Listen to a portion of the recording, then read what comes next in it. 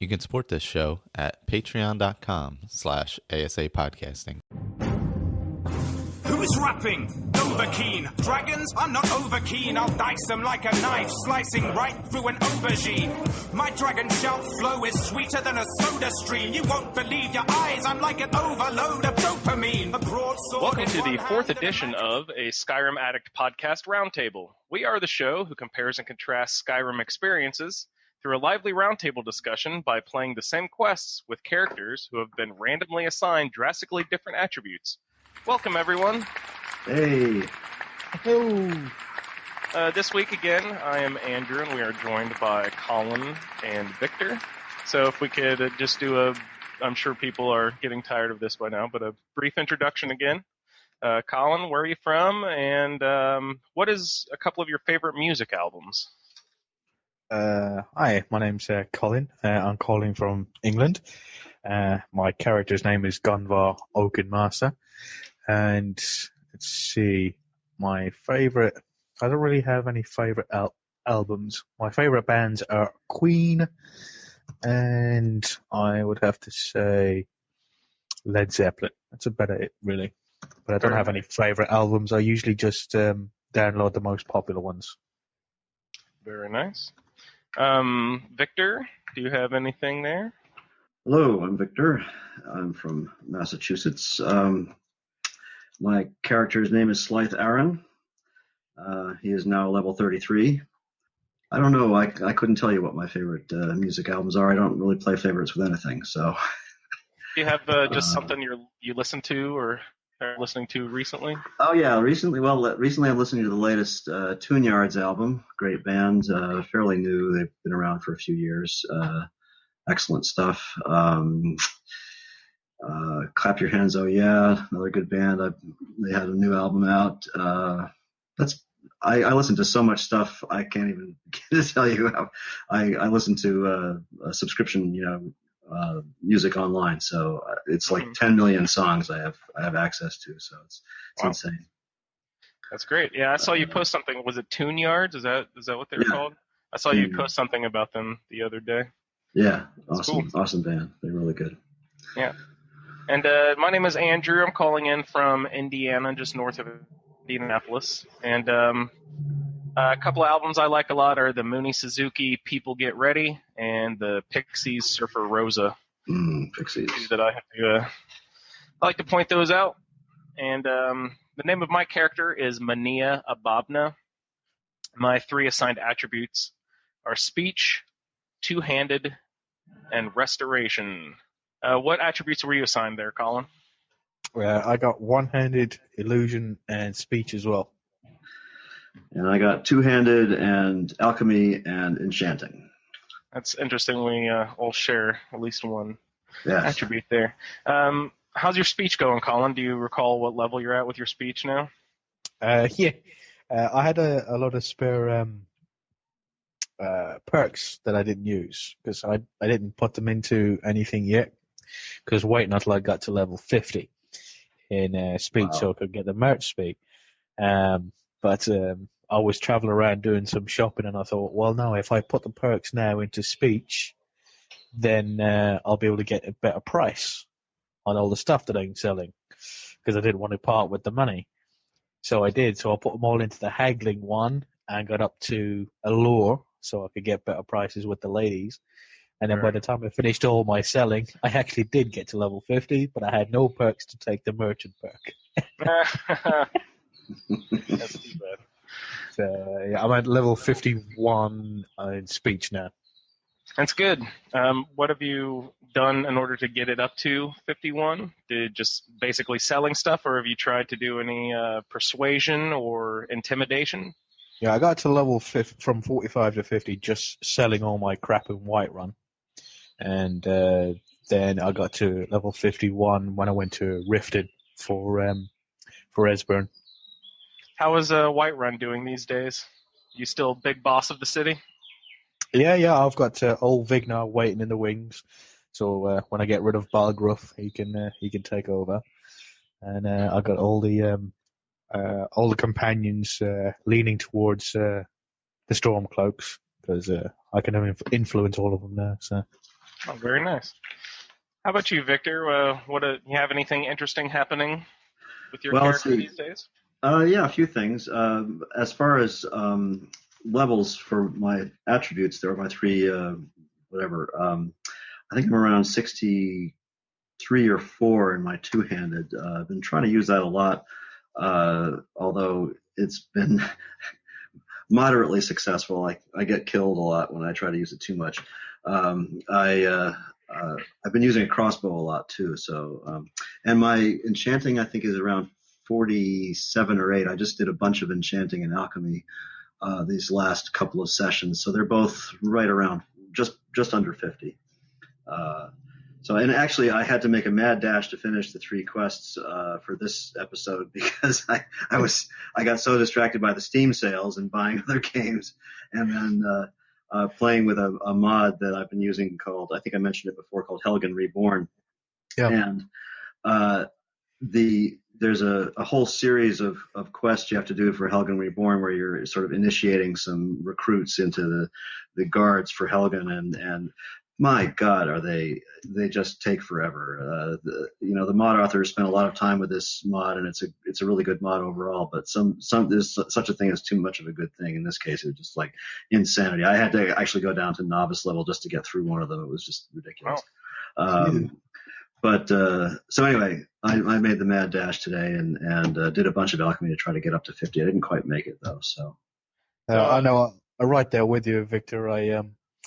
I just finished a cornered rat about 20 minutes ago. So. Yeah, it was about an hour and a half for me, but anyway, yeah, totally.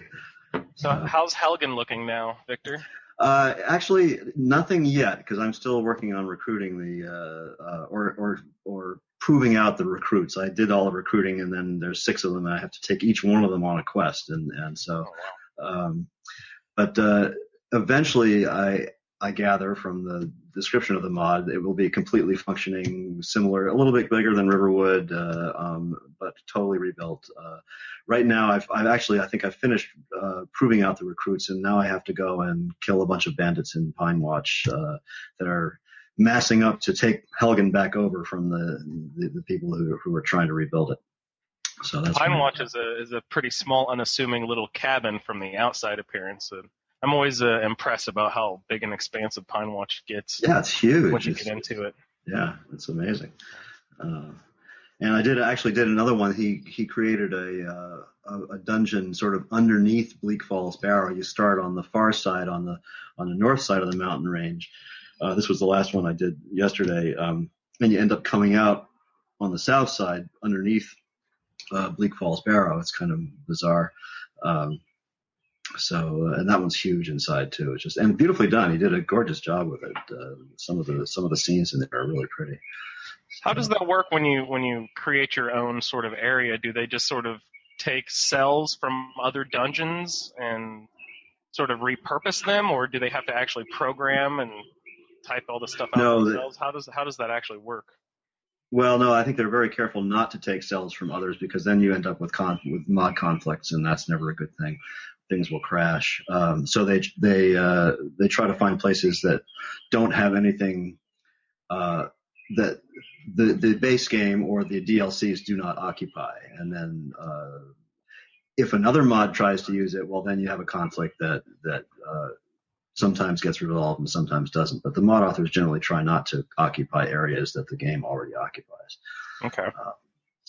And it looks like we're also joined by our gracious host, Michael David.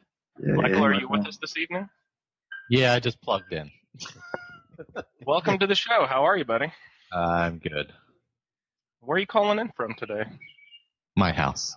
His house. On the East Coast somewhere. Yes, in South Jersey somewhere. What is your character's name, Michael? This one is Lord Covington. And you say that's an inside reference to something else. Do you mind telling us what that is, or is that for us to discover? No, you have to discover. It's only for people who know what it is. It would ruin the joke otherwise. Okay. What were your 3 assigned attributes, Michael? Let's see. What was it? Enchanting, sneak, and... Enchanting, sneak... Oh, block. Block. How's your blocking going? You were talking about that a lot last time. A little better. I can't really level it up much because I have no stamina to work with, so that creates a bit of an issue.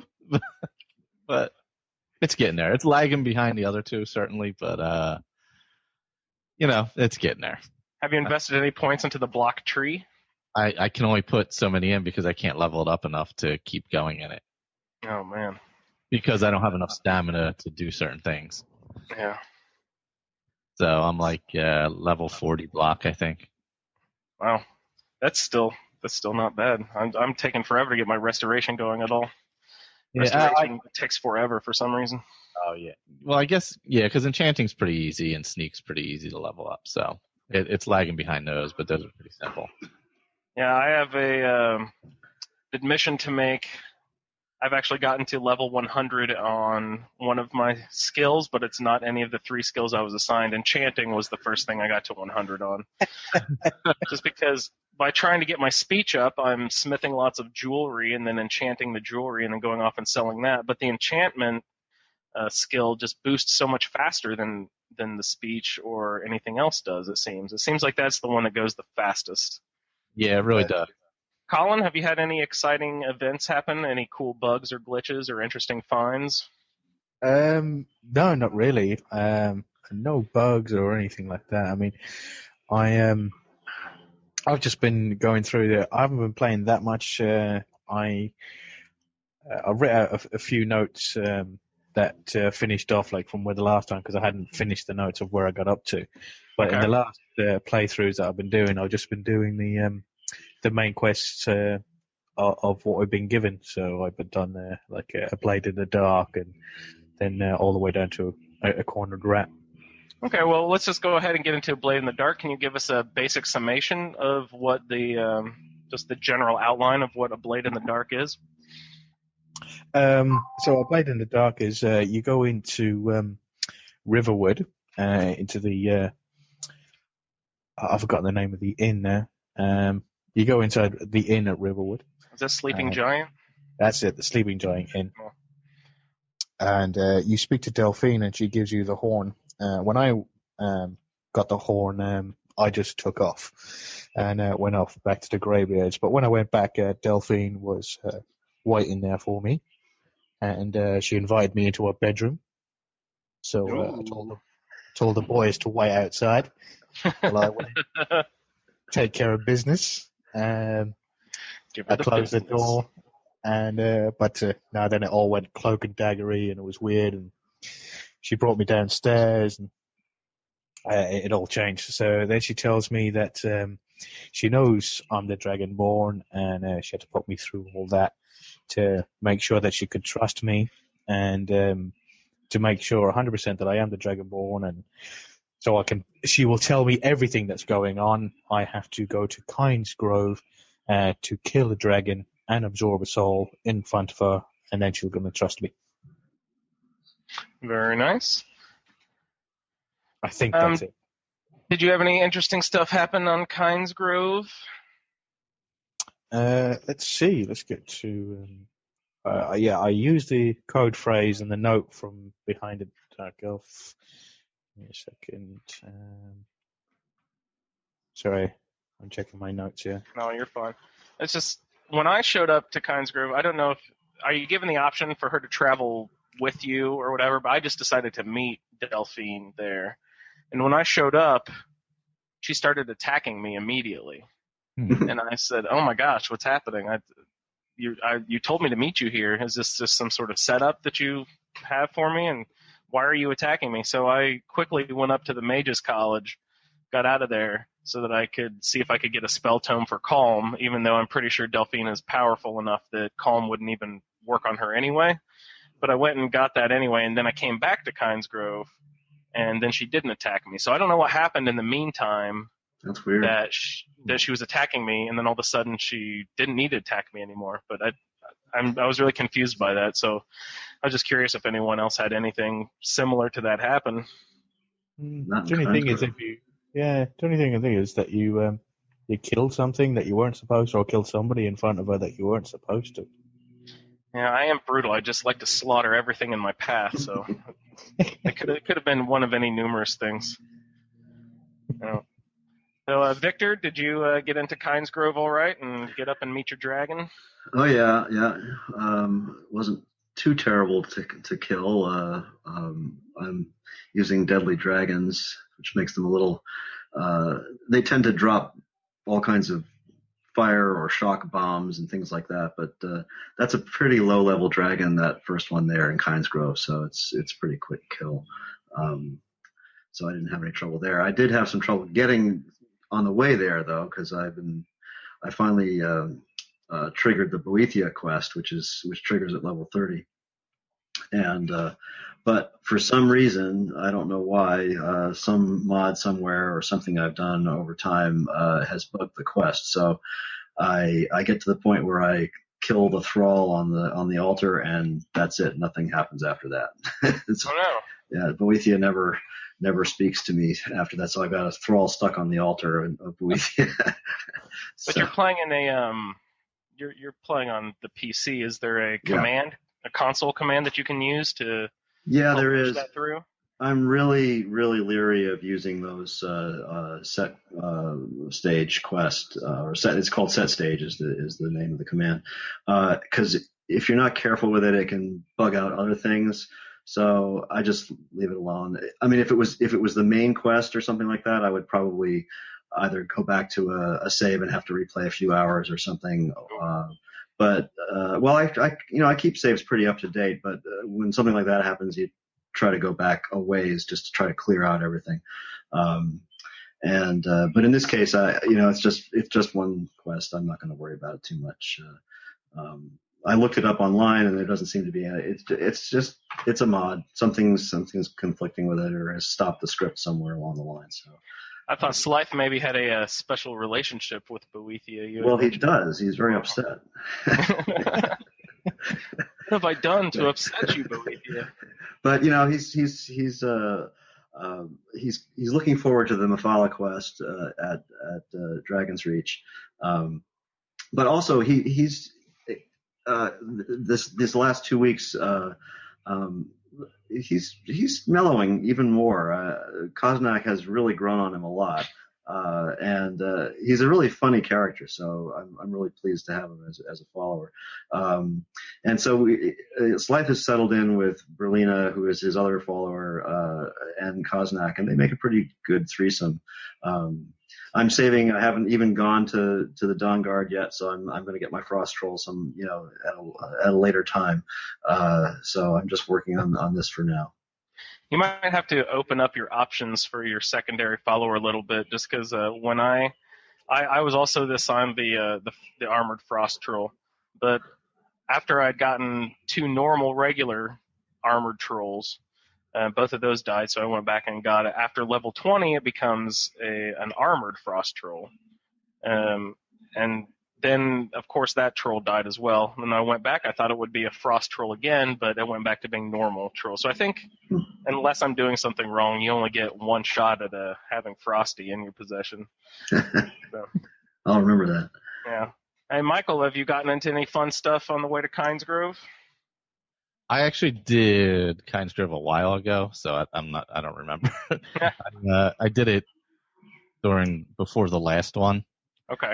Because you kind of just roll into it, so I wasn't even paying attention, and I ended up there. So yeah, exactly. I just fast traveled there and killed the dragon and left. I think there was a guy I had to deliver a letter to there too. So yeah, I had someone deliver a letter too. Yeah, just a pretty easy dragon battle, nothing crazy. Yeah, I think his name was Salaknir or something similar to that. And yeah. You walk up to the burial site and you see Alduin shouting, resurrecting this dragon, and comes back to life. And like everyone said, it's not the most difficult dragon. So he's not too hard to kill. But as soon as I dispatched with him, I picked up 3 dragon bones, 3 scales, 191 gold, and some other random, not really helpful loot. But when I turned back around to head back down the hill towards the house, I was immediately attacked by 2 frost dragons at once. Oh, wow. They were super, super tough compared to the dragon I had just fought. And I ripped through all of my healing potions, and I was trying to shout them out of the sky with my Fusro Da, trying to like stun them or whatever, and I died a bunch of times, and it was just really difficult. And I was just really surprised because I think last show someone had said, oh, the dragons don't start randomly spawning until you see Alduin do it for the first time. But it was just immediate. As soon as I killed that other dragon, they were on my ass. They whooped me hard for a good long while there. It took me a long time I had to keep reloading and keep taking potions and having my follower. I gave him like all the ebony gear that I had with me just to see if he could take him down. But it was a good hard battle. And sorry? You already had ebony gear? Yeah, I haven't really I haven't smithed any of it, but it's all been found in basically from Death Overlords or whatever those guys are called. Whatever dungeons I've been in, I found some gear there. A couple ebony bows, an ebony shield, an ebony sword, which I know is some sort of ebony war axe that I enchanted with Soul Trap and the ebony bow. I gave both of those to my follower. I think Colin was asking last time.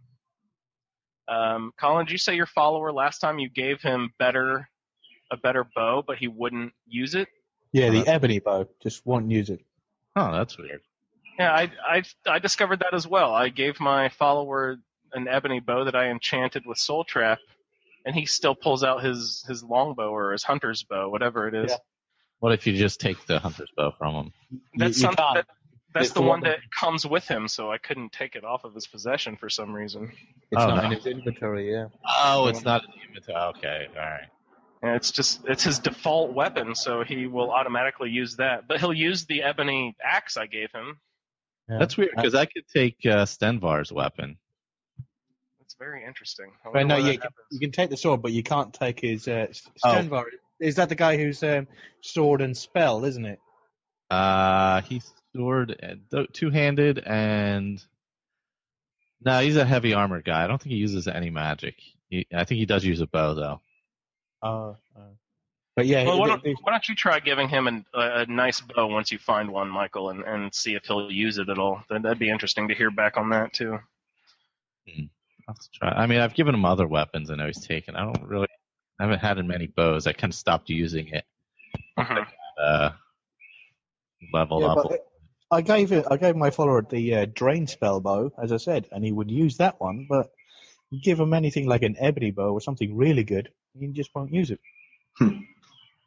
It's too nice. He gets intimidated by it. He doesn't want to break it and have you get all mad at him.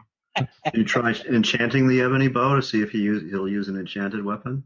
Yeah, I've done that. I enchanted it with the I forgot the fiery soul trap. Oh, okay. And I gave him a basic one, and I gave him like a basic one that was enchanted that I found. I found one that was a hallowed bow. I gave him 3 different ebony bows. He wouldn't use any of them. That's interesting. Yeah, I was just about to ask if you'd given him an unenchanted one and then an enchanted one to see if if the enchantment was possibly the problem, but I guess not. Wow. Yeah, I think he's just doing it to annoy me. Yeah, he's a dark elf. Yeah, the elves scum. Yeah. Yes, of course we are. And so the next quest that was assigned was diplomatic immunity. And Victor, do you have a brief summation about what you have to do for the diplomatic immunity quest?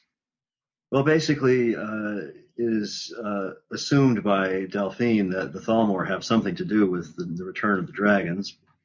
And so she contrives a way for you to get into a party that's being held at the Thalmor Embassy in order to sniff around and find any kind of dossiers or paperwork or evidence that the Thalmor are in fact behind the return of the dragons. So you meet her agent in Solitude and give him a bunch of stuff that you want him to smuggle into the embassy for you, and then you go and change into your party clothes and make your way to the embassy and go in. And so I've done this. I've only, believe it or not, after all the hundreds and hundreds of hours I've played this game, this is only the second time I've actually gotten this far in the main quest, because I just tend to sort of mooch around and mess with this and mess with that. So, and the first time I did it in total sneak mode, and I don't think I hurt a hair on anybody's head throughout the until the very end, where I think you have to kill one or two Thalmor at the very end. This time, I just went in and just killed anything that moved. And it was very satisfying. So, two-handed sneak, yeah? Yeah, it was just two-handed crossbow, anything I could find, just wiped them all out. And it's funny because the first one, my first playthrough, I didn't have any followers at all. I didn't play with followers for quite a long time. But as soon as you start attacking in the courtyard of the Thalmor embassy, your followers who are hanging out outside the embassy start attacking the guards outside. So you can hear stuff going on outside, but you don't know what's happening out there. So they're having fun, Victor. They're exactly having fun. I could hear Koznak swearing and giving all his lines, and Berlina's Frost Atronach stomping around out there, but I didn't. But anyway, it was a lot of fun. It's interesting. You could actually hear the commotion outside. That's really cool. Yeah. But anyway, and so the culmination of that part of the diplomatic immunity is that you get into the torture room downstairs and you free a prisoner and get out with some dossiers that prove, in fact, that the Thalmor have absolutely nothing to do with the Return of the Dragons, but you find out some things about a certain famous person elsewhere in Skyrim. Now, why would Delphine think that the Thalmor were resurrecting dragons? Where does she get that idea from? I don't remember specifically. I think I'm sure there's an actual lore reason, but I think she just doesn't like the Thalmor. But I know I can't answer your question with any degree of accuracy. No, I don't know the answer either. I was just wondering if anyone knew what she just has it out for the Thalmor, it looks like. I think so. I think she just hates them, and she thinks they're the only ones powerful enough to bring a dragon back. I think that's the only reason why she thinks it's them. Probably. Yeah, typical Blade ignorance. Yeah, I agree. I don't like the Blades at all, except for Esbern, who's very lovable. Until he wants a companion too. I love towing Esbern around. He's super powerful. He's got. Well, isn't his voice Max von Sydow? Yes. Yes, it is. Yeah. So it's very. I really just like listening to him talk. So. Yeah. 20 minutes of going back and you go, oh wait, I'm supposed to be doing something. You're just standing there listening to him chat away. Yeah. I'm sorry, you'll have to speak up. I'm a little deaf in my ear. That's right. Yeah. Nice. I was just interested what gear everyone snuck into the party, because you're told that you're not allowed to bring. They have really high security at the party, so you can't sneak any weapons in. So what? Yes. Well, I had an interesting experience with that, actually. Okay, go get into it. Well, it was just it was a silly mistake. I gave Malborn pretty much everything that I was wearing, forgetting that I'm not a very stealthy character in this, and I'm wearing heavy armor. So I got into the embassy, put on all my armor, crouched down to sneak around that first doorway there, and of course they heard me immediately and killed me. Clank, clatter, clank. Yeah. So I had to go back and sort of restart things and think it through a little better and bring some more appropriate gear. And then I realized I forgot my crossbow, but the second time around I killed everything. So. Well, I just turned in my I'm still wearing bone mold, even though I could probably have some better armor at this point. I just like how the bone mold looks. So I just turned in my my bone mold armor and my Wuthrod two-handed axe. Mm-hmm. And I didn't even try to pretend to sneak anything. I was just taking out everyone that I could. And when you get out of there, evidently Delphine has collected the rest of your gear in a chest that she has somewhere, and I had forgotten that. Oh, I did that before, yeah. I was just like, "Where is all my stuff?" Yeah. So Yeah, it took me a long while to realize, oh crap, yeah, I left that with Delphine back in Riverwood. So I didn't have any of my soul collecting stuff or any of that for a while. Yeah, I just take the basics in.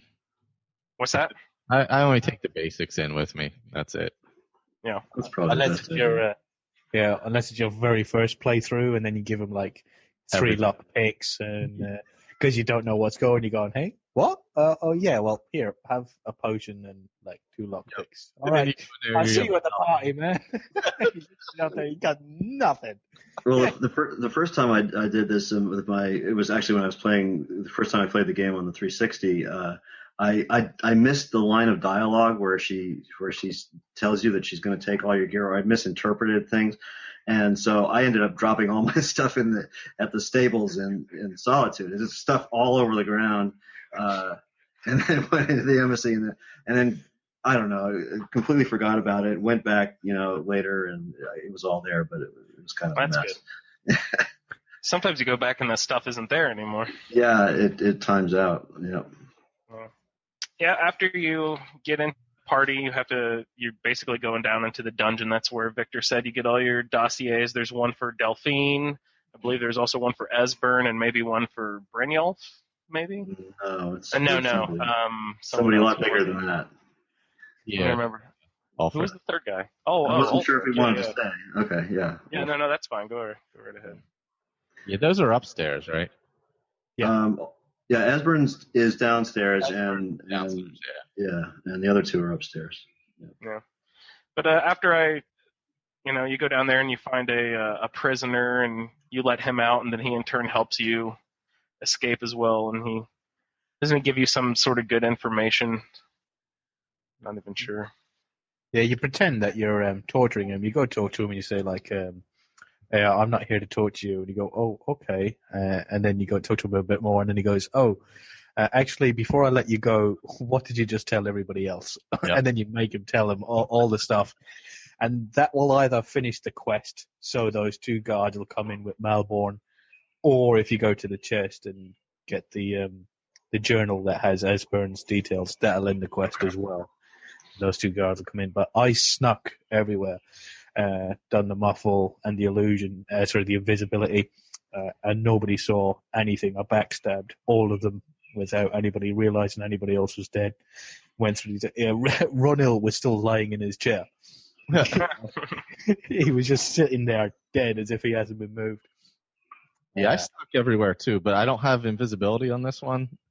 So I used illusion, so I used the first set of guys I used frenzy and let them kill each other. Then I snuck through and used like fire rune and flame atronac and didn't have to touch anybody again. And then did some frenzy on the other guys in the torture room area. So they were all dead. Very nice. By each other. And what's the one guy, the named guy in the torture room, I can't remember his name. It's Runninil or something like that. Yeah. He glitched out and he was just standing. You know how you go down the steps to the torture room? Yeah. Just standing at the top of them and wouldn't move. Hmm. I put fire runes right next to him and he didn't even move. He just looked at me and I'm like, all right, I guess I'm going to have to just kill you, I guess. It would still let you kill him though, right? Yeah, I was able to kill him. It just, he froze up. He was just hanging out. He didn't care what was going on. I've had enough of this life. Screw Alan Wayne. Just take me. Yeah. Everybody else is dead. I'm going to go along with it. So I just saw you recently post something about killing all the Thalmor, Michael. Was that on a different adventure? No. That's what I just did there. Okay, cool. Yeah. Everyone have fun at their party? Oh, it was grand. Yeah. Did anybody have anybody else but the drunkard to correct the discretion? Because that's the only guy I had. Oh yeah, no, I love to have the Jarl of Morthal do it. She's you can't. I've always gotten the drunk guy to do it. Yeah, I didn't know that was another option. Can you explain the Jarl of Morthal thing a little bit, Victor? Well, if you have done particularly, I think it's the Laid to Rest quest. That's the little girl, the little ghost there, and you become friendly with the Jarl by doing favors for her. Then she's friendly to you at the party,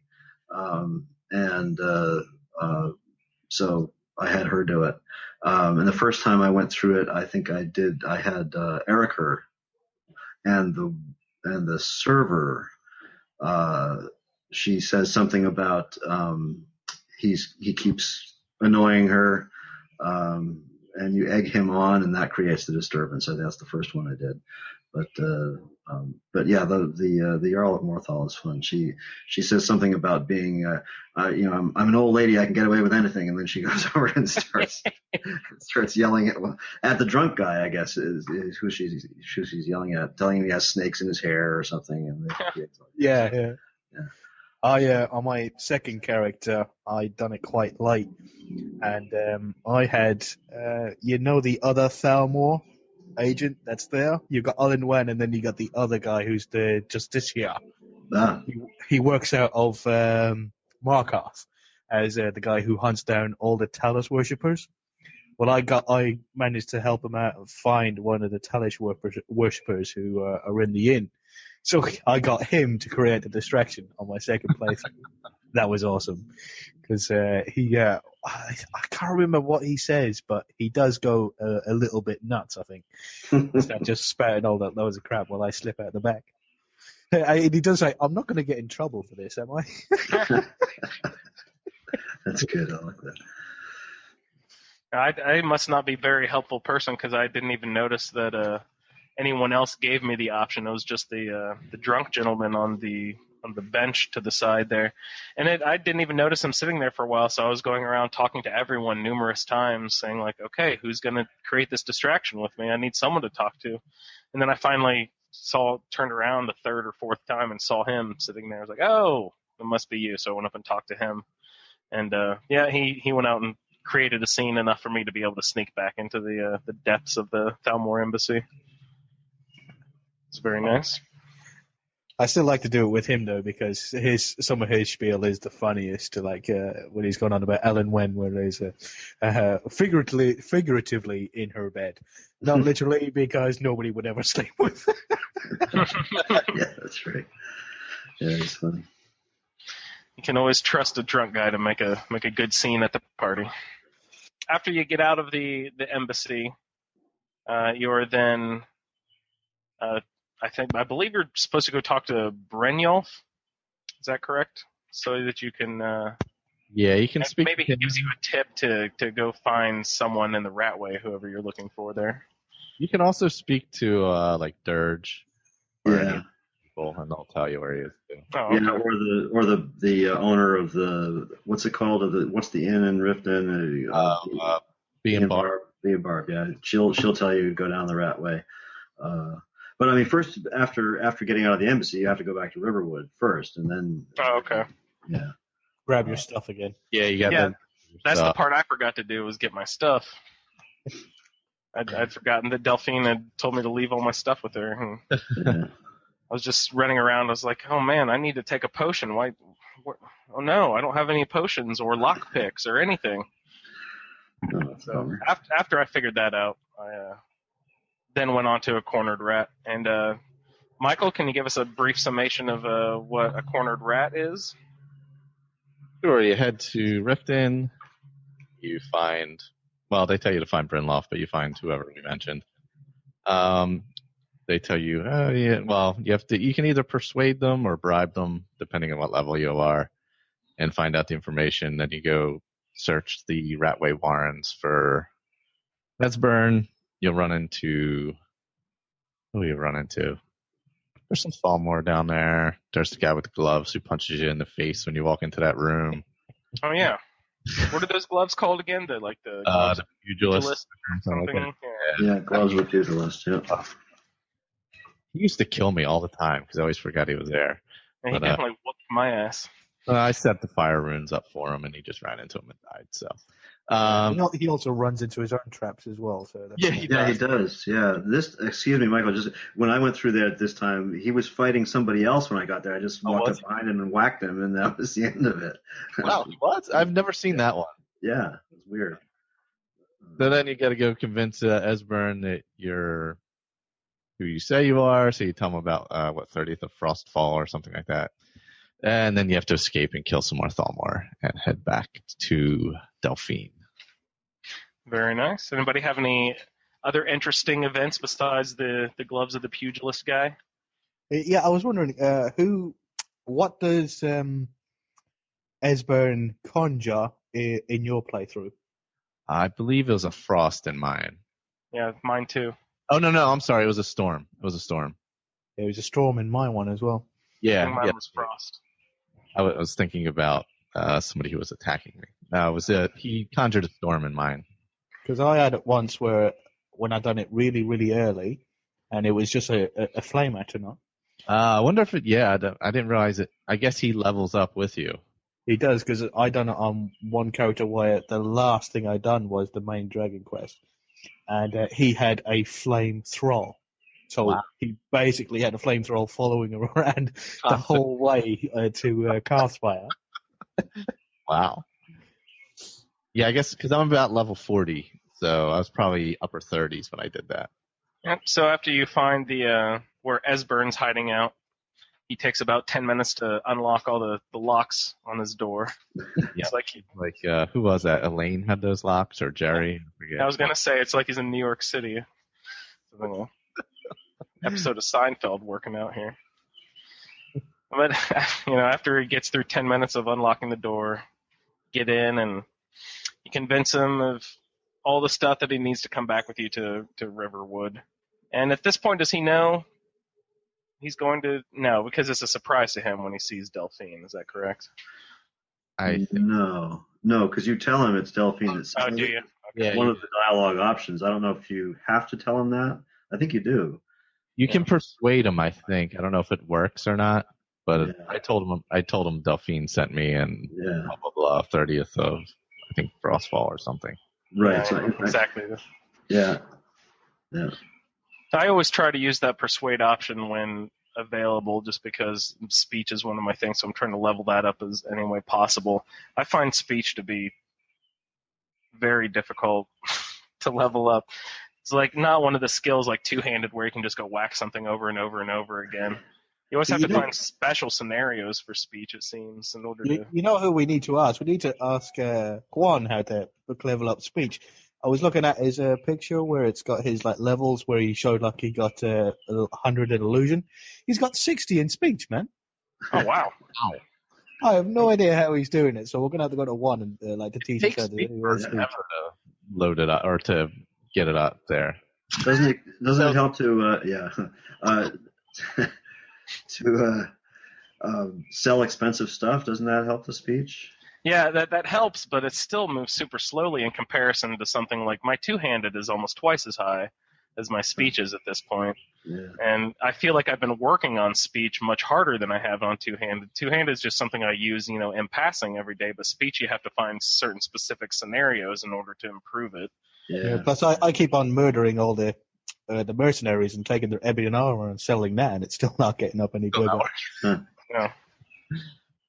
But what I have been doing with the speech is, if you go to, I always choose Rift, and I don't know why, but if you go to any city, you go pickpocket a guard and try to take something of very little value, you'll get a bounty of 10 or less. You have to make sure that your bounty is not very high, because if it's high immediately, he'll just arrest you and take you away. But if you get a very low bounty, then it'll give the option of, would you like to bribe him or persuade? And I've gotten in the speech perk tree, I've gotten up to persuade. So I can choose that now. But then, so you choose you tell them to, I don't have time for this. Do you have time? And they say, no, that's fine. And so they will not arrest you. But then you go around to all the other different guards, and you have to be careful not to hit the same guard twice, otherwise he will arrest you on the spot. But if you just pickpocket something of very little value and get caught, then it will slowly start increasing your speech. And if you tell them to, persuade them each time that, I don't have time for this. Do you have time for this? No? Okay, then let's be on our way. So you go through a whole round on all the guards in the city, and it still only picks you up like maybe one level after you've hit, 15 guards or whatever. Oh, wow. It just takes forever. Yeah, I think the only time I've tried to purposely level it up is when I maxed out a character and did 100 and everything. And I was already pretty high by that point because everything else was leveled. That was one of the last things I did. So I was already like 70 or 80 just from, playing the game. Yeah, just selling stuff, yeah. Yeah, just from the random stuff. And I just, it was a grind. Ugh. Well, I'm trying not to hit up the skill trainers yet, because I want to use those guys when it gets impossibly hard at the highest levels. And I know you can only use them up to, level 80 or 90? I think it's 90 maybe. And then I'm trying to not find any of the speech skill books as well, because I want to use those from 90 to 100. Yeah. I'm trying not to discover the books. Like, if I see a book that I think, that might be a speech book, I'll look it up real quick just to make sure it's not a speech book. And then I'll make a note to come back for that book later if it is a speech book. And avoiding all the trainers in that subject specifically. But yeah, I'm finding it difficult to get speech up. Maybe it'll start being easier once I get a couple more points into the skill tree. I haven't even looked at the higher levels of the skill tree yet. Colin, how's your speech doing? Yeah, it's alright. It's 51 now. I'm just gonna sell stuff. Keep on killing everything and taking all their stuff. So, and Aethys is pretty much a horse, so he can carry tons and tons of stuff. So I just keep on loading him all up with stuff. Sell all that. Plus, once I get that merchant perk, then I'll just make endless amounts of really expensive potions, and then I can sell them to everybody. Oh, potions, man! I haven't even thought about that. I should. Because I've been collecting a lot of ingredients, so I should just go make the most expensive potions I can and start selling those as well. I've been going only with jewelry for some reason, or enchanting weapons that I find and selling those too. I didn't even think about making expensive potions. I need to go find a stream where the salmon are going upstream and find some roe. That's such a yes to do. I spent like 20 minutes the other day. Just trying to catch a couple fish. It's ridiculously hard, and then you get swept down the stream as soon as you get a good angle where you think, oh, here I'll be able to catch them. Then you just get swept down the stream almost. You just gotta smash. You gotta spam the button and just jump around a lot, and that's the only way to do it. And get lucky. Yeah. Just hope one jumps into your sight. Yeah. I heard one tip where you fish for a dot out of the water. That's a good idea. That's a great idea. But I don't know how. I mean, it's pretty hard to get that accurate, though. Yeah, exactly. It's probably just as hard as jumping around in the water and hitting that. That's right. Well, another thing that I've been struggling with a lot is I'm looking for something that's enchanted with muffle. I think boots are the only thing that can be enchanted with muffle. But I haven't found a muffle yet in this gameplay anywhere. And I've done the thing where you save, then you kill the shop owner, and then you reload, and they'll have a whole new inventory. I've done that at least 20 times, and then I went to another city and tried it again at least another 20 times. Then I went to a different city and tried it again at least another 20 times. And I don't know if I've somehow gotten my game glitched out so that a muffle just is non-existent on a pair of boots somehow in my world. But I've spent hours now. I've never really noticed it until I got to the thieves. Or not the thieves, the Dark Brotherhood. Dark Brotherhood, yeah. I've never noticed them out around anywhere else that I can recall. Well, I went to the Dark Brotherhood because I actually wanted to get Shadowmere as well because I was tired of buying 1,000 gold horses. So I played through the Dark Brotherhood, and I took, they assign you some gear once you get in there. And then on the shelf there near the entryway, they've got like some shrouded boots and shrouded gloves or whatever. And those are enchanted with muffle, but they won't let you disenchant those for some reason. At least not in my game, they wouldn't let me. I never knew you could. Have you done it before? In my Poit character where I got everything, all my levels up to 100, that's the only character I've ever maxed out. I've definitely had Daedra boots that were enchanted with muffle and sneak. At least in my recollection, I mean, it's been a while since I've looked at that character, but I could have sworn that I had boots that I could disenchant. Colin, do you have any idea? You just gotta wait until they drop, I think. Yeah, I got it really early in this playthrough. I mean, I have, but I'm terrible. I just don't remember where I got them. But you got just like leather boots of muffle or something that you were allowed to disenchant? Yeah, they just appeared in a chest somewhere or something. I don't remember even where it was. But because I have a pair of I enchanted a pair of leather boots with it that I was using for quite a while. I just recently got rid of them. Yeah, the game knows what I'm looking for now at this point. It knows.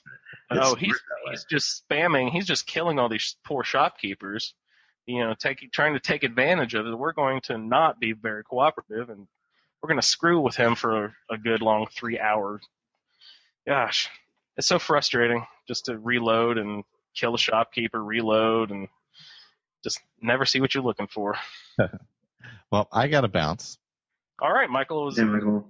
Enjoy the rest. Great to have you. Yeah, cheers, Michael. I'm going to go eat some dinner and get something to drink. All right, sir. See ya. Yeah, I got some wine waiting for me.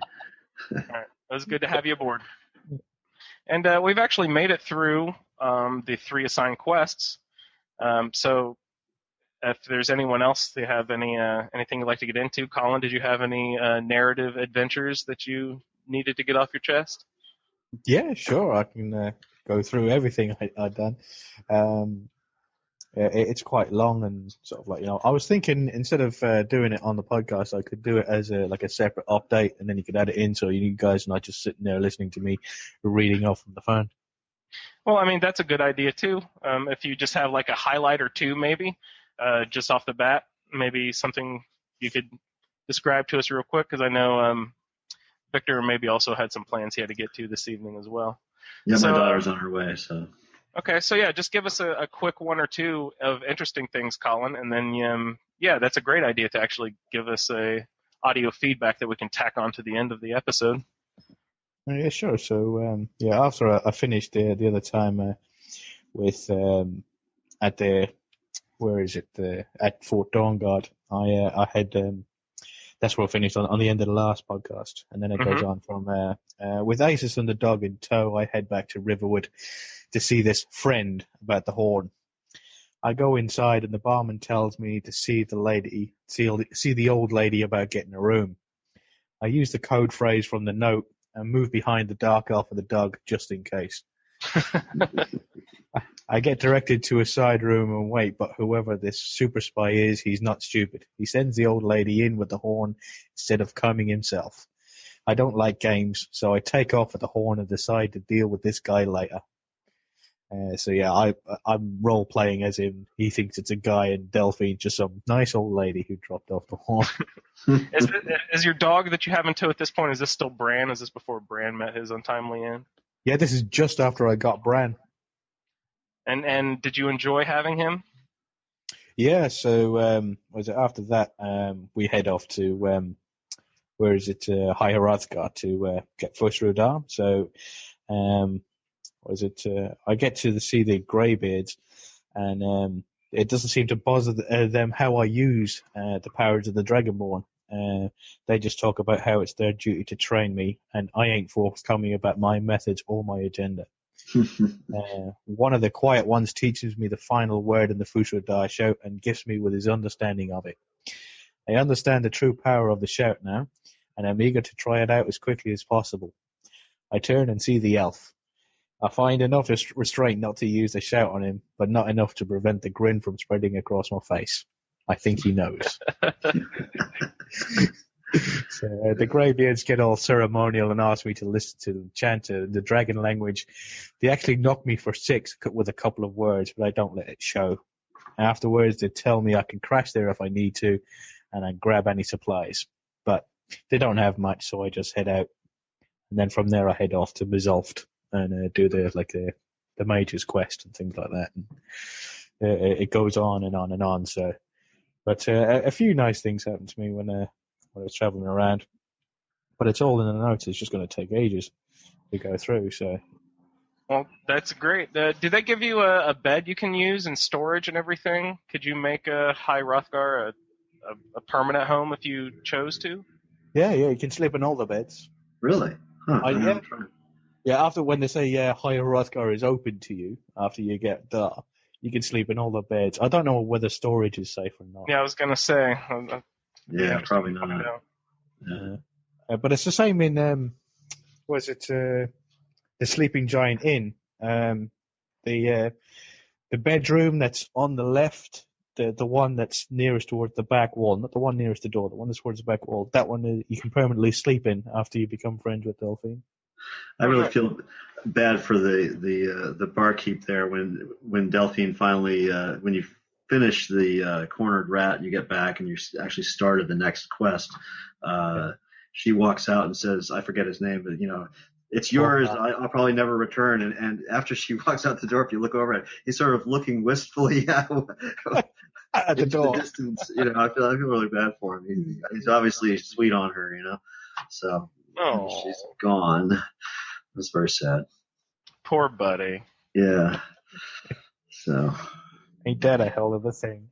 Yeah. Well, I did Lost to the Ages finally after it glitching out on me a little bit. I finally managed to get it running and got my Ethereum crown. So that's nice. I really like that little piece of equipment. And can you remind us what the Ethereum crown does for you again? Sure. It allows you to retain the last stone that you've used and actually use a second. So you can be under the influence of two of the of what do they call them? Stones? Something I can't remember. Standing stones, I believe. Standing stones. Thank you. Yes. So are you still utilizing the Lady Stone?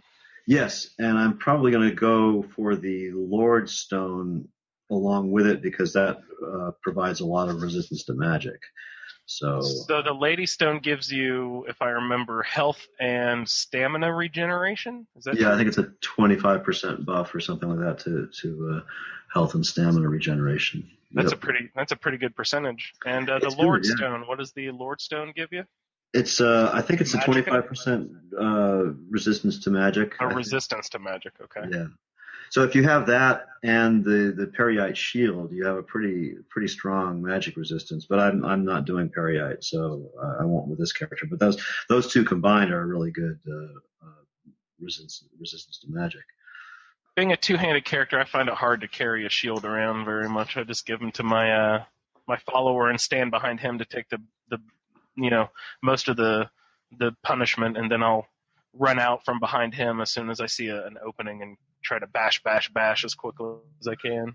Yeah, I forget to block with my two-handed, which you can do, but it doesn't really. I mean, it works sometimes, and there's actually a block bash you can do with a two-handed weapon, but I'm never really able to. I had it done to me in a kill cam once or twice. Yeah, I like the kill cam where you can grab someone by the back of the head with your two-handed weapon and just kind of like headbutt them to death. Yes, yeah. I like the decapitation one as well. Yeah. I've never used a two-handed broadsword, so I've never actually gotten that kill cam. I've never seen that one. You can get decapitation with a warhammer and a battle axe as well. Oh, can you? It surprises me because I generally use a warhammer and I've still never gotten the decapitation. You need the perk. You have to have the perk too. Okay. Yeah, well, I can't remember what it was. It's the one that's like a 3/4 of the way up. I think it's just before the 100 one. You get two split off there, and one of them is that you have a 25 chance to decapitate your enemies. Nice. I got one of my favorite kill cams today when I love the one where you're about to kill a dragon and you hop on to his back and he flips you up into the air and then you come down and smash him with your thing on the back of his head. I don't know. I really get pleasure out of doing that one. I really like that kill cam. Do you have a favorite kill cam, Colin? Yeah, probably the two-handed. Was it? You smack. I think you hit him in the gut with the warhammer, and then they bend over, and then you chop the head off. That is my favorite one. The dual wield one is good because you kick him to the ground, and then you use both swords or and then you just do it cross, and then you split them across as lightning. It's really, really vicious, that one. Yeah. But was it Aethys got a kill cam on Salak Nia, Oh, the yeah? dragon? Yeah, at Kynesgrove, he got the old smack him in the face and then jump on his head and then killed him with the axe. Yeah, I love nice. that one. That's a Nice. good one. Well, anything else, gentlemen, you'd like to get into before I go into the outro material here? I'm good. The only other thing I did was the Daedra's best friend quest, so I could get rid of that rotten dog. But that's all. That's all I've done. So I killed him. I kept the rueful axe. So. Now, just fair warning. One time when I was playing that quest, I decided to not kill the dog at the end, and that made it so for the rest of that playthrough. That the computer thought that I had a follower with me at all times, but he was still sitting. He was still sitting back in that same chamber where you're supposed to kill him, and it took me forever to, figure out why I couldn't get another follower. But after I eventually had adopted a child, the boy kept asking if he could pet the dog, and the dog wasn't there, and he was still back in that chamber. And so when I finally figured out, oh, it must be because I didn't kill Barbas, then I went back to that chamber to try to find him, and he wasn't there. Wow. So I couldn't kill him. I just bugged out for the rest of that gameplay. I couldn't figure it out. So you never got the Mask of Clavicus Vile? I guess not. Not. I have had it before. Yeah. In my last playthrough, I definitely had it because I left to put it on my follower because I like the horns. Yeah. The horns are really cool. Yep. So be careful out there. You need to make a decision at that moment if you're doing the Daedric's best friend quest.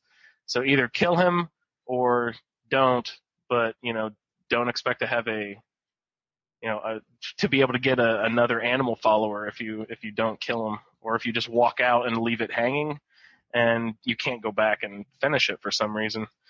So at least that bugged out on me. I don't know if I'm doing something incorrectly there, because this game gets a little finicky with how you do the order of things sometimes. Oh, totally. Yeah. Was it? I one time thought I didn't have enough trouble in my life, so while I was in the middle of doing the Daedra's best friend, I found a stray dog and I took that on as well. So I had two dogs. My follower Barbas and another dog as well. But I lost him around Riften. I was selling around Riften, going in and out of doors and things like that. And then I came out once, and then the dog was gone. Yeah, that happens with those stray dogs too, I found, yeah. Just disappeared on me, and then I had a dog bug for the rest of the game. Yeah, that sucks when that happens, because stray dogs, they'll evidently return. I've read online that they'll return to their point of origin, but since their point of origin is walking in between two spread out areas, you actually don't know where their point of origin is. It's not like you can go to the dog dealer at the Markarth stables and just buy a new one. Those stray dogs are all over the place. Yeah. So it's hard to find them again if you have to try to recruit them or tell them to go home or whatever. Yeah. But it's easy to bug out those dogs. Well, guys, I got to run too because my daughter's here. So. All right. Well, it was great to have you aboard, Victor, and we'll see you next time. All righty. Take care. Cheers, guys. All right, we'll see you. All right, Colin, do you have anything else before I launch into the outro material here? No, as I said, I can go through all my notes if you like, but they are really long. I mean, it's up to you. Well, I don't mind sitting here, but I think your idea of going ahead and doing a separate file that we can tack onto the end is a great idea if you'd like to do that. No worries, because I still got some more to add, so it brings us to the end of this episode with the end of A Cornered Rat. So that'll be good. We'll have you as our featured part at the end of this episode. We'll have you do your whole narrative story there. I've been enjoying listening to that. So we'll just have you do that on a separate file, and we'll tack that onto the end. Cool? Lovely. Cheers, man. All right. Thank you, Colin. I've been Andrew, and my character's name is Mania Ababna. You can follow me on Twitter at IndieAndroid, and I don't really have a blog or anything. But I'd like to encourage everyone to please upload a character pic onto the Facebook page for a Skyrim Addict podcast. And a Skyrim Addict also has a new Twitter account. So if you'd like to follow them on Twitter, it's a Skyrim Addict. And follow them and join the Facebook group. And please, if you have a few moments, go to the iTunes review section to give a Skyrim Addict 5 stars for Michael, because he works real hard on the show, even though he says he doesn't. I know that he likes to put a little effort in.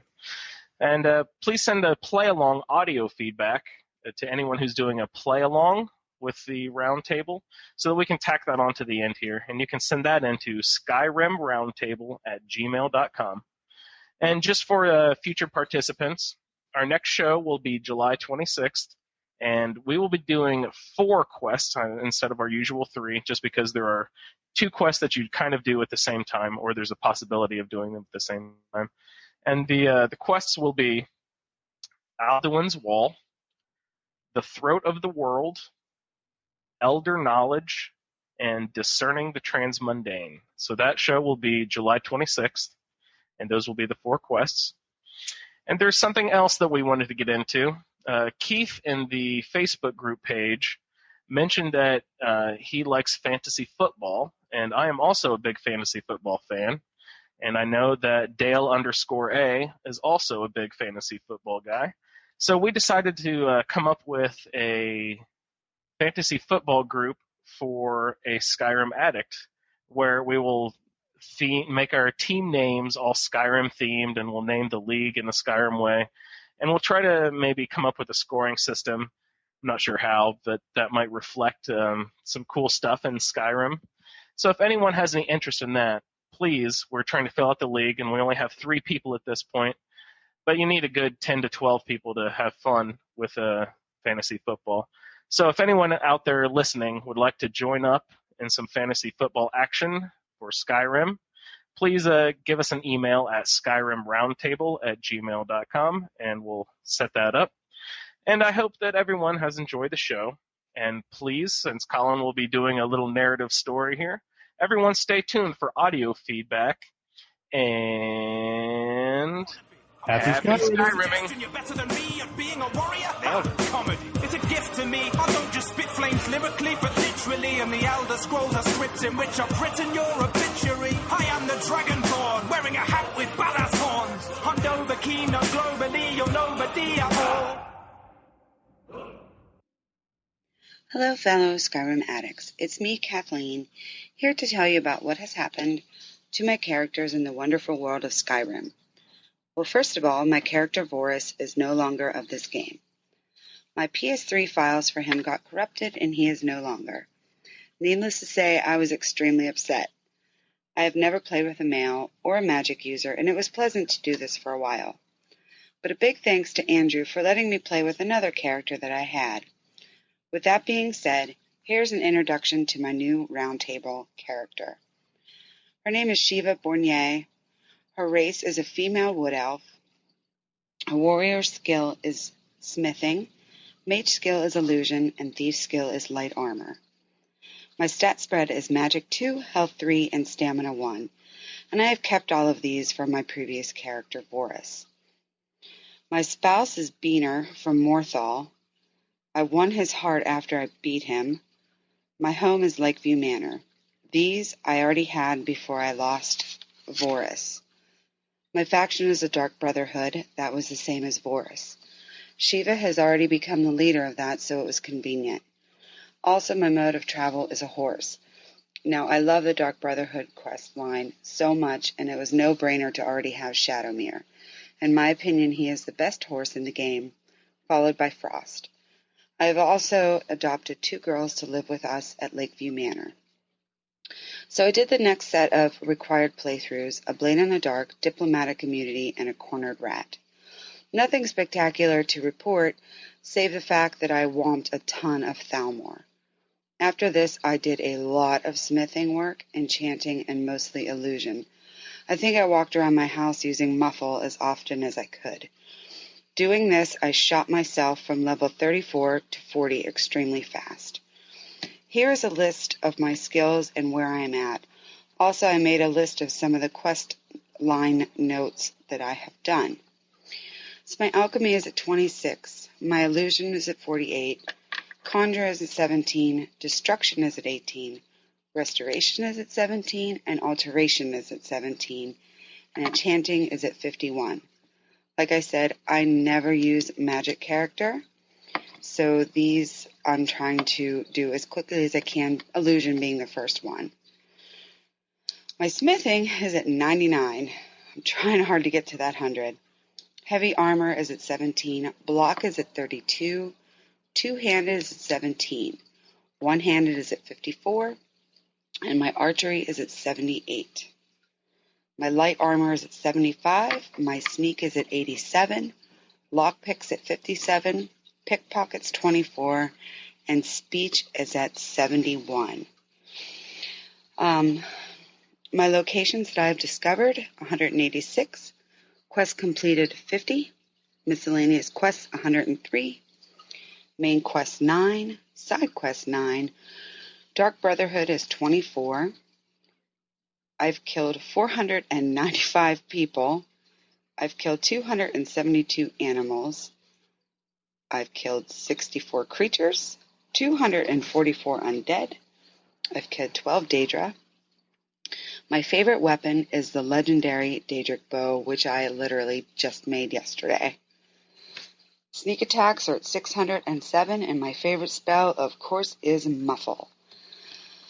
So that is it. I'm sorry it's short, but there really wasn't much to report except for Boris is lost forever, which I was really sad. I just got him to a vampire. So sad.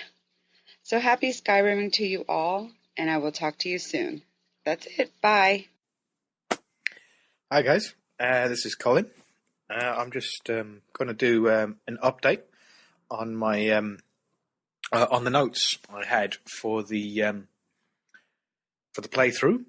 I made some notes and I was reading them on the podcast, but it was too long because the guys would just be sitting there listening to me talk for absolutely ages.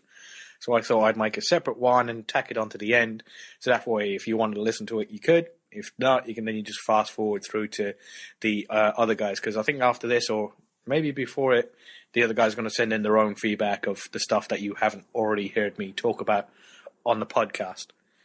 All right, cheers guys. So I'm going to get into this now. It is long. It's probably going to be about 25 minutes long. So if you don't want to listen to it, just fast forward. But as I said, make sure that you're not passing through other people's feedback about their individual characters. So, right, where were we? I think at the end of episode 3, we were in Dawnguard, and so this is where I left off. So, here we go. Success. I returned to Fort Dawnguard, and after a little test by Eastran to see if I was a vampire, I headed over to the dog again, and Gunma must have the magic touch, because this time he did follow me. Nice. I went upstairs to see what Eastran wanted, only to see the vampire again. She wanted me to join to put stop to whatever her father is up to, but she didn't want Aethys along for the ride, so I refused and told her to wait till I came back. I still wanted to find out what this dark elf could do. With Aethys and the dog in tow, I head back to Riverwood to see what this friend about the horn. I go inside the inn and the barman tells me to see the old lady about getting a room. I use the code phrase from the note and move behind the dark elf and the dog just in case. I get directed to a side room and wait, but whoever this super spy is, he's not stupid. He sends the old lady in with the horn instead of coming himself. I don't like games, so I just grab the horn and take off. I'll deal with this guy later. I head straight to High Horothka and deliver the horn to the Greybeards. They seem impressed. It doesn't seem to bother them how I use the powers of the Dragonborn. They talk about how it's just their duty to train me. And I ain't forthcoming about my methods or my agenda. One of the quiet ones teaches me the final word in the Fusro Da shout and gifts me with his understanding of it.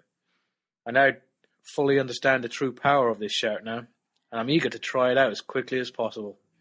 I turn and see the elf. I find enough restraint not to use the shout on him, but not enough to prevent the grin from spreading across my face, and I think he knows. The greybeards then get all ceremonial and ask me to listen to them chant in the dragon language. They actually knock me for 6 with a couple of words, but I don't let it show. Afterwards, they tell me I can crash there if I need to, and can grab any supplies I might need. But I don't have much, so I just head out. I take a look at the map on my way out of Iverstead, and see that the marker that Mirabel gave me from Isolde isn't that far off. I figure it'll be a good chance for the dog to learn how me and the elf do things. I also want to see how this elf would put this rather expensive Nordic armour to better use. Well, he's better used than that Elvis stuff I gave him. I head into the first building on the left, and then jackpot. It's full of loot, but neither me or the elf can carry it all. I take everything off him and throw it with his and my own stuff into one of the chests for safekeeping until I finish up in Isolde proper. I do spot a glowing blue thing in the corner of one of the rooms, but I'll leave it well enough alone. Akatosh knows what that'll do to you.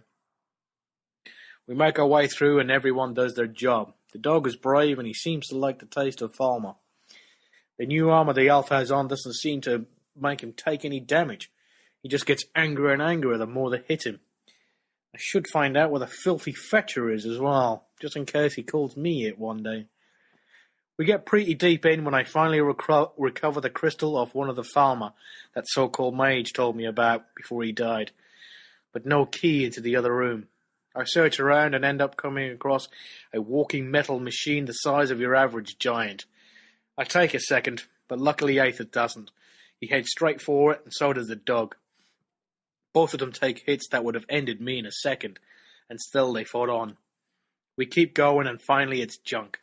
I search around and find a key among other things, like a steel plate helmet of major archery. I think I've given it to Aethys, but I've gotten used to seeing his ugly mug and decide to disenchant it instead. We get into the final room where this joke of a mage from Cyrodiil is, and I figure out what I need to know to find out where the staff is. I go to leave and that monk shows up again. He tells me I need to head back to Winterhold. Fair enough, but I plan on grabbing all the stuff I can first, including all that dwarven metal I can carry. It actually takes 2 trips of walking all the way to Right One and walking all the way back again, then all the way to Isolde and all the way back. I can't help but feel that maybe I've pissed off the Daedric Prince of Cups and Scraps of Paper, who forces me never to grab a horse again. After dropping all the stuff off at home, Aethys and the dog and myself make the run up to Winterhold. Good job too. Turns out that Ancana proves that all elves are the bastards I always knew they were, and he tries to use the eye to blow up Winterhold. I didn't stop to ask, I just threw up an Atronach and tried to chop his head off, but no such luck. He uses the eye and knocks us all for 6. I seem to be okay, but Mirabel is hurting bad, and she asked me to check on Aaron. And I gotta agree, this is his playground and he should be dealing with it. I get outside and find Aaron dead. Why am I not surprised? Tolfdir quickly takes charge and sends me down to Winterhold to clean up. I take a couple of the mages with me and the dog, and Aethys, of course. We get rid of the last of whatever those things were and head back up to the college. Mirabel gives me the speech, and I let her know that I know where the staff is, and it clicks with something that Aaron told her about.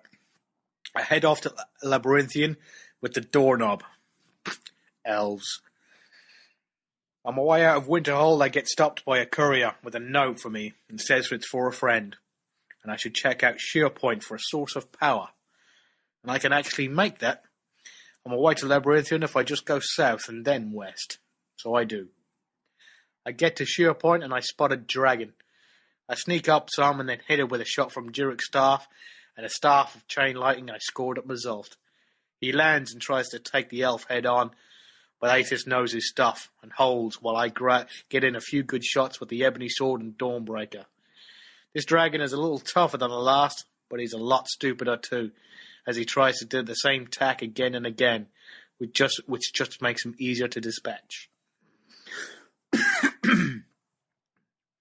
I get the soul and head up to the wall he was perched on, when this thing springs up from a coffin next to it. He's dressed like some kind of priest, but he sure as shit don't fight like one. He has a staff of fireballs which give me pause, but not Aethys. Fire never seems to affect him. Bran just goes at everything. He floats around like a bat of oblivion, which makes it hard to chase him down in heavy armour. We get him cornered outside Corvin Joint, and Aethys is still not letting up. He gets right in his face, and I take the respite to take his stamina potion and attack him with all my remaining strength. But Bran seemed to have the same idea. I only clip him, but he took too many hits from the staff and went down. There's no time to let up as the thing is still floating. I get my breath back and hit him with fire breath. He wavers. I take the last of my stamina and healing potions and keep on hitting him till he's nothing but a pile of ashes. I pick up the mask it was wearing, and it has some nice enchantments on it, but it still doesn't make up for losing Bran. I pick up the dog and carry him up to the peak and lay him to rest in the tomb that thing sprung from. Yet another thing added to my list of vengeance, but I've got enough to spread around. I head back to Whiterun before going to Labyrinthian to clear my head and my backpack. I talk to Aethys and find out all he knows about Daedric princes and if they have all such nice things as Dawnbreaker. Me and Aethys head to Labyrinthian, and this time it's all business. No chances taken and no survivors left behind. Even the skeletal dragon doesn't faze us, and it was using froth breath, so I just laughed it off and carried on hitting it until it was just a pile of bones again. We keep seeing the ghost of Aaron, and then hearing a voice that drains all my magicka, but neither slows us down. We get to the source of the voice, and it turns out it's one of the things that we lost Bran to.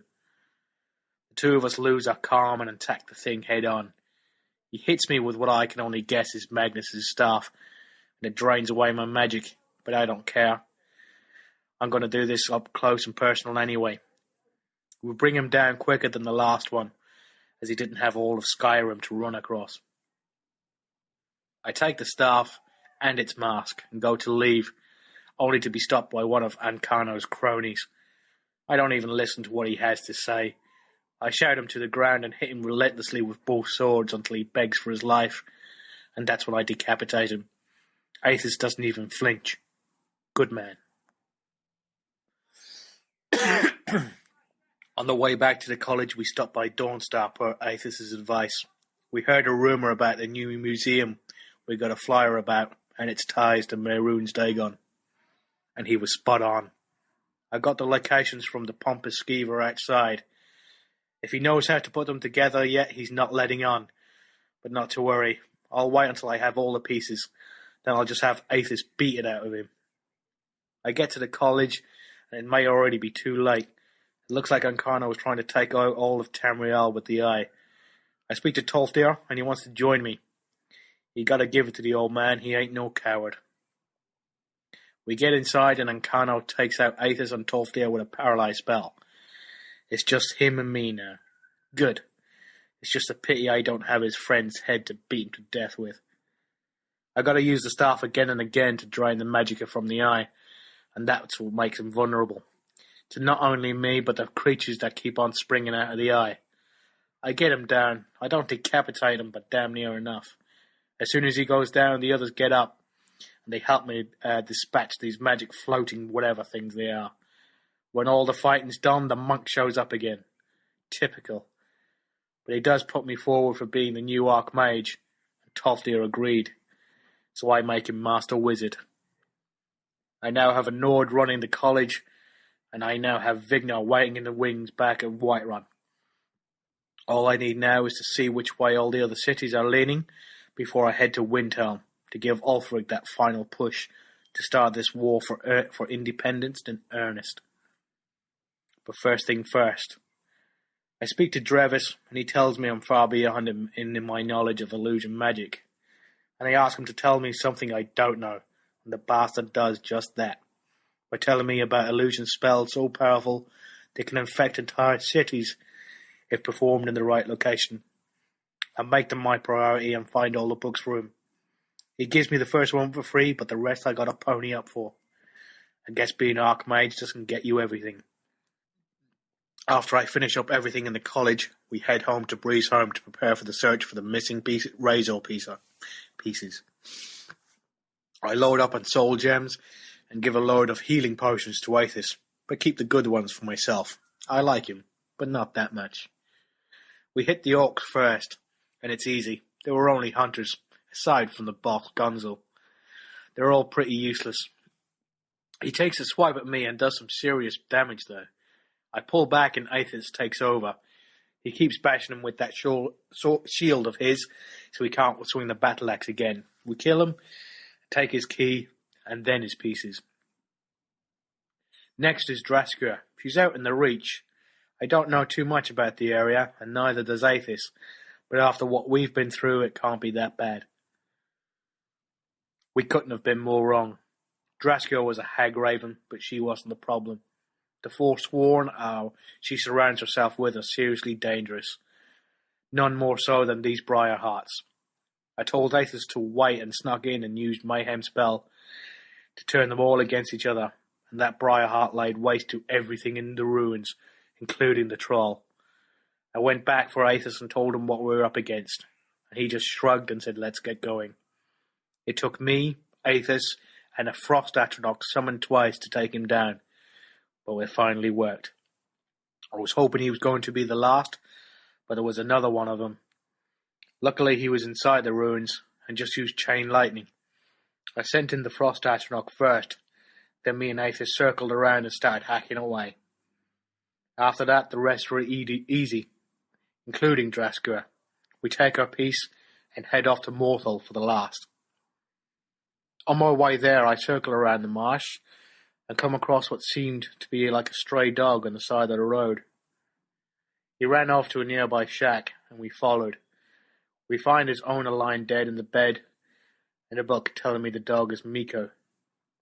I look at Aethys, and he knows what I'm thinking, and gives me the nod. I give the scruffy little bastard a scratch behind the ear, and tell him to come along with us, and he does. But I think I'll be telling this guy to wait behind a lot more. We don't want to feel that again. We get to Morthal and there's a group of stinky locals standing outside the Jarl's longhouse. I ask the first guy what's up, and lo and behold, it's only Jurgen himself.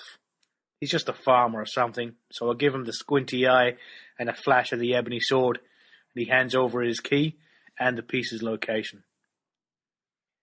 I want to head to Stormstar straight away, but we picked up too much crap at Dead Crone Rock, so we run to Whiterun and drop all the stuff off, and head due north for Dawnstar. We make it in one piece, and sure enough the guy gives up the info on how to reassemble the razor. We run straight there, and the guy prays to Dagon to get it put back together. I pull my weapon and get ready to stick him in it and take the razor if it works, but it doesn't. He asks me to try, and what do you know? I guess Dagon likes heartless bastards more than he likes pompous Imperials in fancy robes. He tells me to kill the guy and I can have the razor. Nice. The guy begs for his life, even offers a load of gold. But this wasn't going to end any other way. He's fast in those robes of his, but I get a few good shots in before he runs off. But Aethys and the dog chases him down and finishes him. I head back to the shrine and Dagon puts the razor back together. I give him some lip about doing whatever I want with it, but he gets his own back and sends a couple of Dremora my way.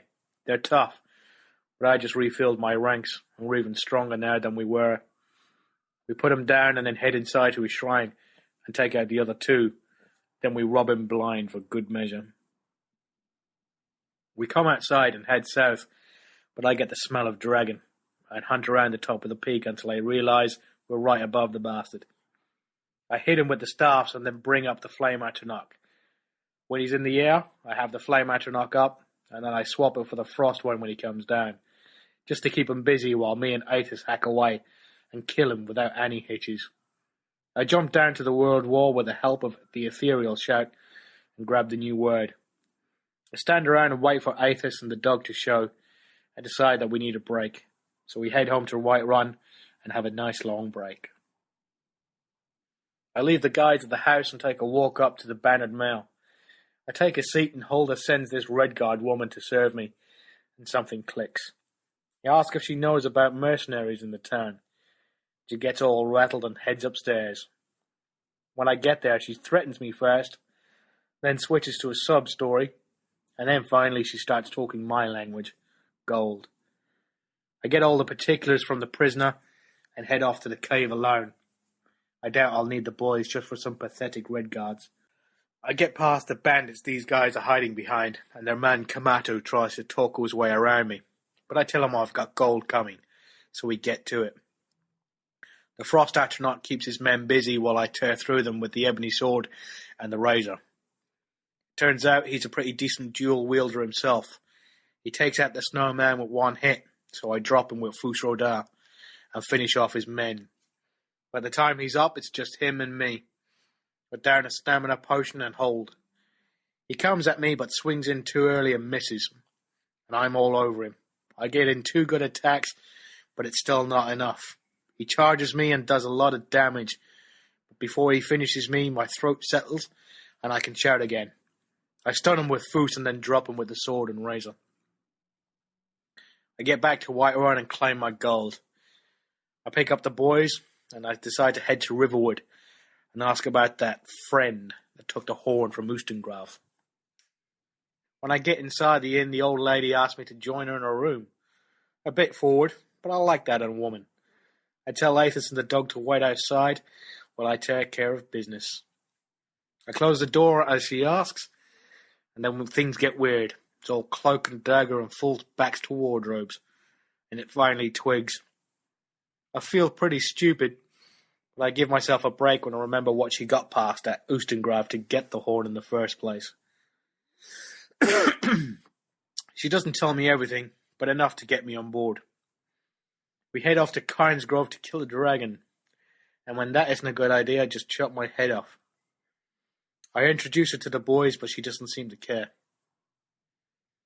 We don't meet much trouble on the way there, save a few bandits and a bear or two. When we get to Kynes Grove, I see a familiar shadow and look up. Ah, if it isn't another friend of mine. This isn't going to end well, is it? After some very apt expletives, Delphine tells me to get down and try to sneak up on the thing and get some answers. I give her my best "are you a complete moron" look, only to realise that I have the ebony helmet on. So I call that one a draw. The big bastard, as he will now be known from now on, circled over the burial mound a couple of times and then unleashed a thoom that shook me to my very bones. Luckily, it was aimed at the mound and not on my head. We find out how the dragons are coming back to life, but now I suddenly realise we're dealing with 2 dragons now. Great. The big bastard starts talking again, but this time he's looking at me. It's mostly in the dragon language, so I don't get all the details, but the meaning is very clear. He turns to the dragon again, and he gives him an order in the dragon language, but this one I understand perfectly. We get to it, and he takes to the air. I raise the flame Archonok, and everyone is at the top of their game. Even Delphine. Praying at the shrine of Talos by Windhelm must have worked, as my throat recovers in time to knock the beast with Fus Rodar every time he tries to use his fire breath. And when he lands, Athos uses his bashing prowess to keep it to a minimum too. He's not as tough as the one at Sheer Point, but he sure does like to talk. We get him to the ground, and I lay into the side of him with Delphine, the dog, and the snowman, while Athos faces him head on. Dragon gives Athos an almighty whack, but he doesn't budge. He bashes with his shield and jumps on the thing's head and plows his axe into the top of its skull. Show off. I absorb the thing's soul, and me and Delphine get into it. Blah blah blades, blah blah Thalmor. Damn bastard elves everywhere I turn. We split up. Delphine heads back to where we came, and me and the boys head southwest past Iverstead and come in the back way to Riverwood. When we get there, she has it all figured out already. She knows her stuff, I'll give her that. I don't make any detours. I go straight to Solitude. I I was hoping to avoid this place altogether, as it's an Imperial stronghold. But we're finding out that big bastard is raising more and more of his kin. I suppose I'll just have to deal with it. I get through the gate and get greeted with exactly what I don't need. They're executing the gate guard. I think of intervening, but don't. Too much is at stake. And they're right, anyway. He does deserve to die. He was a soldier and he betrayed his king. He takes it like a Nord, though. But I doubt he'll get to Sovngarde after what he did. I head inside and meet the elf. I hand over my backpack with all the stuff in it and ask if he can fit Aethys in there too, but no such luck. I tell Aethys and the dog to wait in the inn until I get back, and I head off. I tell Delphine I'm all set and board the carriage.